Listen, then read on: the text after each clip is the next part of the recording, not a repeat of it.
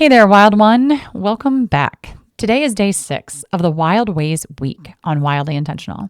It's a 7-day journey to help you discover how you're wired to unlearn, rebuild, and live on purpose. And today, we get to meet the creative builder. If your brain is always buzzing with ideas and you've started more notebooks than you've finished, if you dream about building something beautiful, but you don't want to lose yourself in the process, you might be a creative builder. You're not flaky. You're not all over the place. You're full of potential energy, and you're figuring out how to channel it in a way that's real and sustainable. This episode is for the ones balancing vision with real life, for the makers, the shapers, the sensitive doers, for the ones trying to create something new without burning out.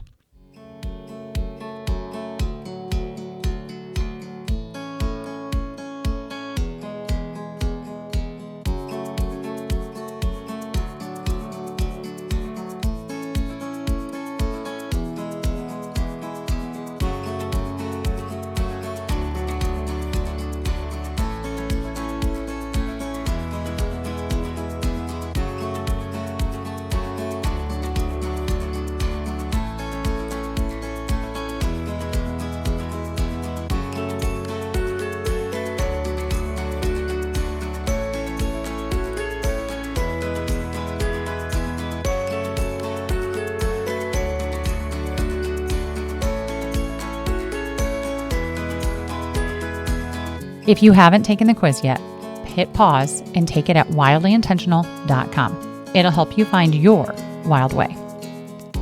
Creative builders see potential where others see a mess.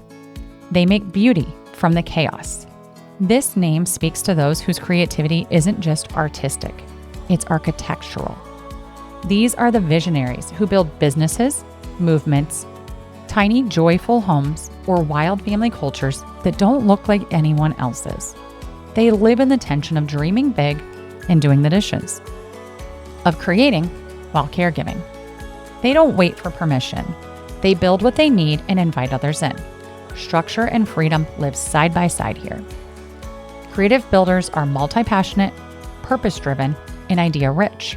They're often artists, entrepreneurs, writers, innovators, or quiet creators, making things in the margins of everyday life. They are highly intuitive, fiercely values-driven, and they're often balancing parenting, home, and purpose-led work. They don't just want to produce. They want to create with meaning. These are the quiet architects of aligned living, and they're everywhere. You're the one making color-coded schedules, but secretly dreaming of living off-grid. You're managing the calendar and part-time gigs. That's you, creative builder. Like my friend Gina, who is running a photography business, little league for her small town, her farm, and raising 2 boys. So let's start here, because we can't talk about transformation without naming the tension. What does life feel like when this part of you is left unmet? You're overwhelmed from too many ideas, a backlog of unfinished projects, inconsistency, not because of laziness, but because of capacity. Doing it all alone, or feeling like no one gets their vision. But underneath the struggle, there's usually a deeper desire, a longing, a quiet hope for more ease, more alignment, more breath. Here's what this type is really craving: structure that doesn't suffocate them, momentum without burnout, permission to be multi-passionate and intentional, support for making things real, not just dreaming them up.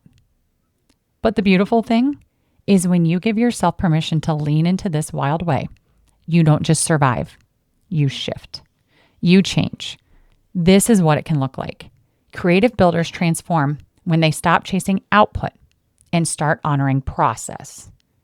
They shift from, I have to do all the things, to I'll do what matters at my pace.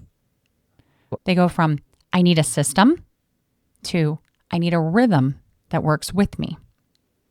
They go from, I should be farther by now, to this is what building with intention looks like. They move from idea fatigue to a sustainable creative flow. So before we wrap, I want to leave you with a reflection. Take a breath